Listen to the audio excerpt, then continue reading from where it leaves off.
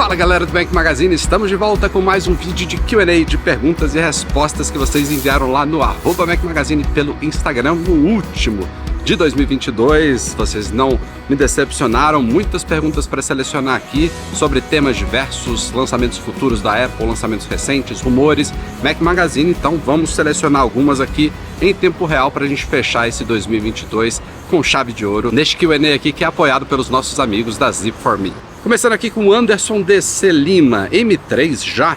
Também concordo, Anderson, esse já tá meio esquisito, né, porque a gente não tem um grande histórico ainda do Apple Silicon para Macs. A gente teve a transição toda, o período todo de iniciação do M1 para o M1 Pro, para o M1 Max e depois para o M1 Ultra. Falava-se no M1 Extreme, que nunca veio, e aí já pulamos para o M2 e até então a gente só tem esse tipo de entrada. Tinha essa expectativa de novos MacBooks Pro, talvez um Mac Mini com M2 Pro, M2 Max no fim do ano. Não aconteceu, deve ficar provavelmente para o primeiro trimestre do ano que vem.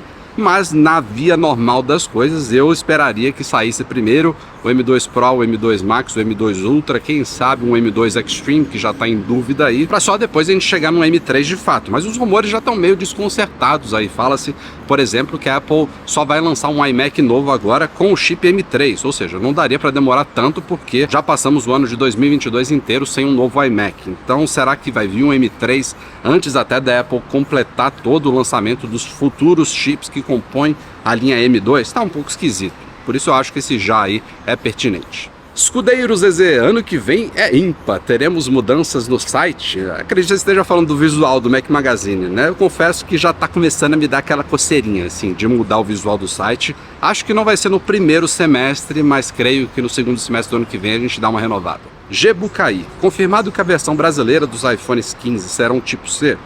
Cara, não tem absolutamente nada confirmado ainda. A única coisa que está confirmada é que a partir do finalzinho de 2024, dezembro de 2024, a União Europeia vai começar a exigir que todos os smartphones e outros dispositivos dessa categoria tenham uma porta USB tipo C. Isso está certo. Ou seja, em teoria, a Apple pode lançar o iPhone 15 em 2023 e o iPhone 16 em 2024, porque ele sai em outubro, ou seja, a regra só entra em vigor em dezembro. Ela ainda poderia lançar essas próximas duas gerações sem USB tipo C. Ela só precisará realmente se adaptar a isso a partir de 2025, já que os iPhones são lançados em setembro, outubro. E aí ela pode até não lançar um iPhone com USB tipo C, porque tem rumores aí de ela lançar um iPhone totalmente sem portas, e isso estaria dentro da lei europeia, já que ele não teria uma porta física, ele poderia simplesmente ter recarga sem fio. Então, assim, não tem nada confirmado. Se os rumores que têm se repetido aí, de fato o iPhone 15 vier com USB tipo C, a minha opinião é que vai ser tipo C no mundo inteiro. Não vejo a Apple lançando um iPhone 15 com USB tipo C na Europa e o modelo americano no sentido de todas as Américas e não Estados Unidos apenas, os modelos do resto do mundo vierem ainda com Lightning. Isso eu não vejo acontecendo.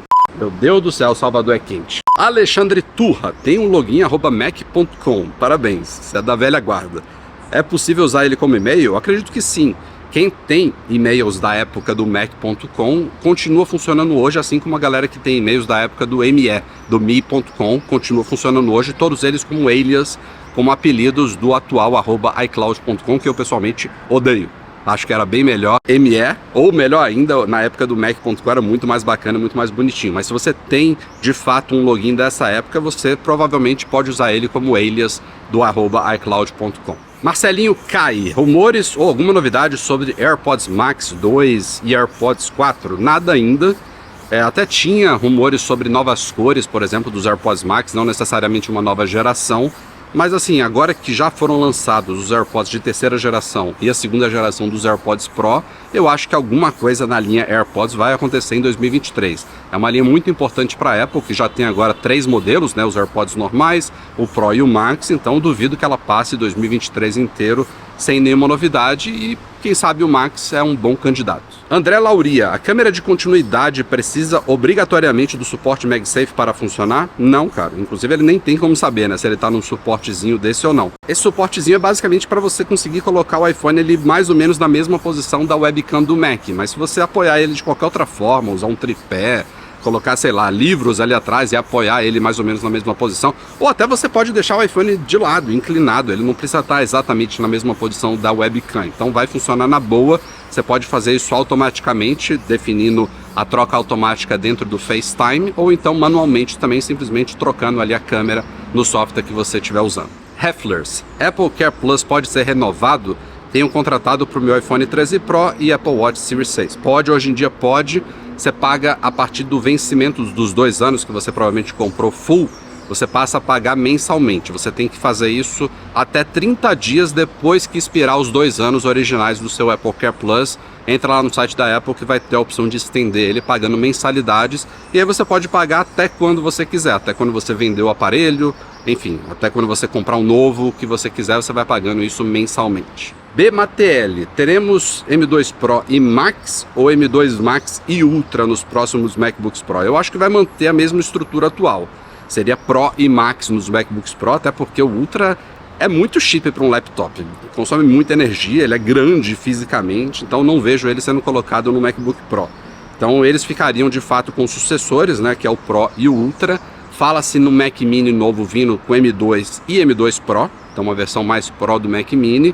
Aí teríamos o Mac Studio com M2 Max e Ultra, como já é hoje, os sucessores dele. E aí falava-se num novo Mac Pro, talvez com M2 Ultra e um M2 Extreme. Mas rumores recentes já estão descartando essa possibilidade de um Extreme. Vamos ver o que vem por aí. Sandrin House, rumores recentes do iMac Pro ou a Apple descartou? Eu acho que ela não descartou, inclusive nessa mesma matéria que fala do possível descarte do M2 Extreme no Mac Pro, o Mark Gurman da Bloomberg citou ainda o desenvolvimento do iMac Pro. Então acho que ele está vindo, atrasou um pouquinho, mas eu acho que ele chegará e como eu já falei aqui em outros Q&As, eu acho que ele tem um espaço importante na linha de Macs. Victografia, e essas camisetas chiques da Apple que usa nos vídeos, onde consigo comprar, ó? As da Apple que eu usava nos vídeos, só dá para comprar nas 2 lojas da Apple em Cupertino, Infinite Loop e Apple Park. Mas essa daqui e outras que a gente lançou recentemente em parceria com a Serafine, tem link aí na descrição, serafine.com.br/Mac Magazine. Inclusive, meu xará aqui, Rafael CRV Carvalho, na verdade, ele pergunta se além da nova coleção de roupas do Mac Magazine, será que veremos outros acessórios também? Além desta camisa, temos outras 5, algumas delas em preto e branco, temos moletom e 2 bonés também. Por enquanto é isso que a gente tem para trazer para vocês, mas o futuro eu não consigo prever, só não há nada a curto prazo de outros acessórios, não. Aproveitem enquanto dura. Se alguma, fala Rafa, quando e como você e o Edu se conheceram e quando resolveram virar sócios? Cara, o Edu já era leitor do Mac Magazine há bastante tempo, isso na década de 2000, tô ficando velho. Ele era muito participativo nos comentários e principalmente no fórum também. Eu não me lembro em que ano exatamente que eu chamei ele para a equipe de colaboradores, ele começou a escrever eventualmente para o site, e aí ele se mudou para Paris, a esposa dele foi expatriada para Paris, passou 3 anos lá, e ele teve que sair do emprego que ele estava no Rio, ficou desempregado, claro, e aí foi no momento que o Mac Magazine estava crescendo bastante, isso lá em 2012, acho que foi por aí, 2011, 2012. E aí foi no momento que eu estava precisando de um braço direito para o site crescer mais, já não conseguia fazer tudo sozinho, e eu convidei ele, a gente já tinha se conhecido no encontro do Mac Magazine no Rio, com outros colaboradores, a gente sempre se deu muito bem e tem funcionado super bem. Aliás, o Edu eu acho que é o último sócio que eu quero ter na minha vida, porque sociedade não é fácil e graças a Deus eu encontrei um cara que me complementa muito bem, eu complemento muito bem ele e a coisa tá dando muito certo, graças a Deus. Eduardo Brandão, Rafa, alguma novidade sobre o 5G Standalone, o SA? Quando a Apple vai disponibilizar? A gente achou que poderia ter vindo no iOS 16.1.2, não veio, depois no 16.2 foi um update mais significativo e também não veio. O Mac Magazine está em contato com a Apple, a gente fez uma matéria há poucos meses indicando que ela estava trabalhando para homologar isso daí com as operadoras brasileiras, mas não foi dada uma previsão, aquela previsão que o ministro das comunicações deu foi algo dele, não foi algo oficial da Apple, então teremos que esperar um pouquinho. Mas eu acho que há um pouco de exagero na percepção do que é o 5G SA, porque em termos de velocidade, o 5G NSA, que é o que a gente tem acesso, ele já está muito bem, não vai mudar muita coisa. O que muda um pouco no SA é a latência, então as coisas tendem a ficar um pouco melhores, um pouco mais rápidas, mais dinâmicas ali, mas não é nada tão drástico assim. Então vamos esperar mais um pouquinho, deve estar chegando em breve. Eduardo Leme, será que algum dia veremos um Watch Ultra menor? Queria comprar, mas meu pulso é fino. Olha, Eduardo, Ele até ficou bom no meu pulso, mas eu já ouvi de pessoas que ainda querem um watch maior do que esse. Então a tendência para um watch realmente robusto, com mais bateria, ele não tem como ser menor, ele tem que ser maior até. Então eu já vi até a possibilidade de a Apple lançar um maior. Não é que está nos rumores, mas é de pessoas que gostam realmente de relógios robustos e grandes.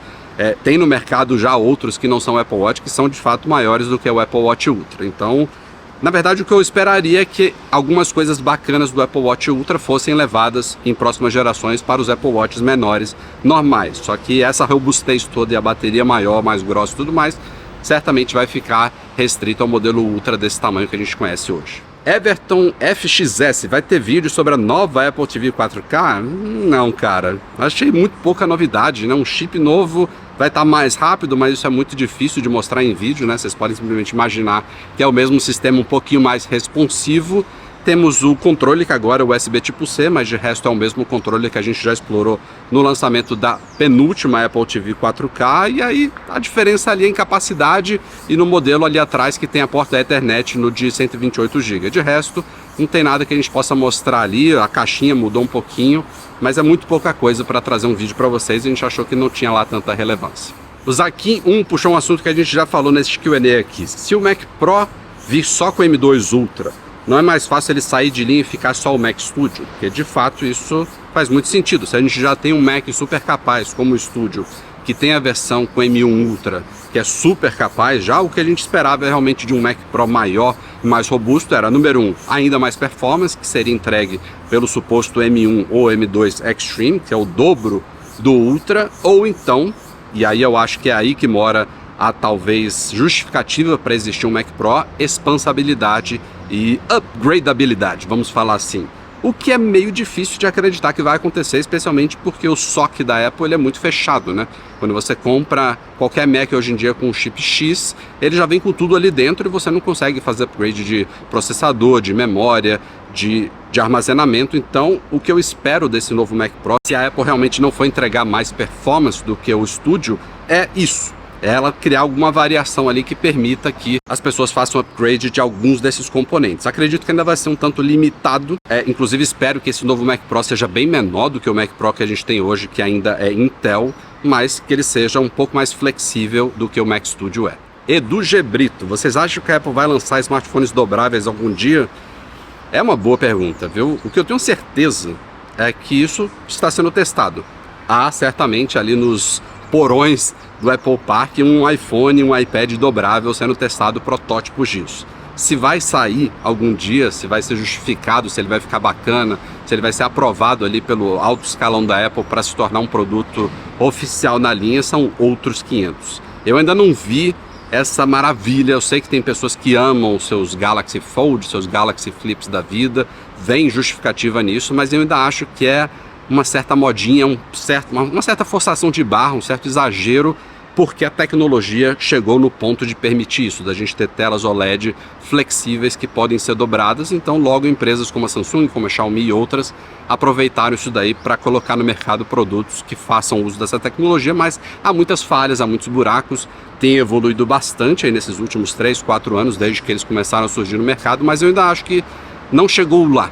E a Apple tende a demorar um pouquinho para colocar essas coisas no mercado, porque ela gosta de polir não só o hardware. A Apple, por exemplo, acho que dificilmente aprovaria um iPhone dobrável com esse vinco ainda tão visível e sensível no meio da tela, mas também a parte de software, de justificar e fazer um uso bacana e inovador disso. Então, ainda não estou convencido não. E para fechar aqui, o Silvestre pergunta se a gente sabe de algo sobre o Mendontino, versão simplificada do macOS para iPad. Eu não sei nem se a gente chegou a cobrir esse rumor ou se a gente já analisou internamente na nossa equipe e descartou por ser furado, e é o que eu acho que é, tá? Eu acho que isso não vai acontecer. A Apple há muitos anos deixa claro que são duas linhas distintas, embora ela traga recursos e funções de um sistema para o outro e vice-versa, mas um iPad é um iPad, um Mac é um Mac, um foi concebido para ser usado primordialmente com mouse e teclado, com cursor, o outro foi concebido para ser usado primordialmente com o dedo, que também pode ser usado com outros acessórios. Então, eu sinceramente não vejo a Apple colocando uma touchscreen no MacBook Pro, assim como eu não vejo ela mudando o sistema que roda no iPad. O iPad vai continuar rodando o iPadOS, evoluindo como ele tem evoluído. Acho que a coisa já está bem bacana, ainda não é para mim, pode não ser para você, mas ele está evoluindo, a Apple está conseguindo tornar ele ainda mais produtivo, amadurecendo o sistema ano a ano, coisa que o macOS já é maduro há bastante tempo, mas que também continua evoluindo, inclusive trazendo coisas que surgiram primeiro no iOS e no iPadOS. Então, meu palpite é que esse rumor é furado, não vamos esperar aí nem a curto nem a médio prazo um macOS de fato, mesmo essa versão capada, que se você parar para pensar, o iPadOS é um macOS capado, o iPhone OS ele surgiu como uma variação do até então macOS 10, então na prática a gente já meio que tem isso, mas ele foi todo concebido para ser usado diretamente nas telas de iPhones e de iPads. Então não acho que isso vai mudar tão cedo não. E é isso aí, senhoras e senhores, este foi o nosso último Q&A de 2022. Obrigado pela companhia de vocês, pelas perguntas que vocês enviaram, espero que vocês tenham gostado. E mais uma vez, obrigado a Zip4Me pela parceria. Se você está procurando uma forma interessante, fácil, prática e segura de comprar produtos nos Estados Unidos e mandar para o Brasil, a Zip4Me pode te ajudar. Tem um link aí na descrição, você pode criar uma conta lá gratuitamente, você recebe um endereço no estado do Oregon, nos Estados Unidos, que não tem aquele imposto local ali que varia de 6 a 10% a depender de onde você estiver nos Estados Unidos. Você pode ir fazendo suas compras, manda lá para o seu endereço na Zip4Me, eles armazenam gratuitamente por até 3 meses, que são renováveis caso você mande uma nova coisa. Então, você comprou um produto agora, ficou lá 2 meses, comprou outro, zerou. Você tem mais 3 meses para fazer o que você quiser com suas coisas. Quando tiver lá algumas coisinhas bacanas, você junta numa caixa, manda para o Brasil, eles te orientam tudo como fazer isso, como fazer a declaração para a Receita Federal, qual é a forma de envio, como e quão rápido você vai receber isso. Se você quiser rastreamento, eles já estão testando inclusive AirTags dentro dos pacotes para fazer rastreamento das encomendas em tempo real, e você recebe tudo no conforto e na segurança da sua casa, podendo importar produtos pagando menos ou inclusive produtos que não estão disponíveis no Brasil. Link aí na descrição. Valeu, galera. Deixa o joinha se curtiu o vídeo, a gente se vê em breve com muito mais. Tchau, tchau.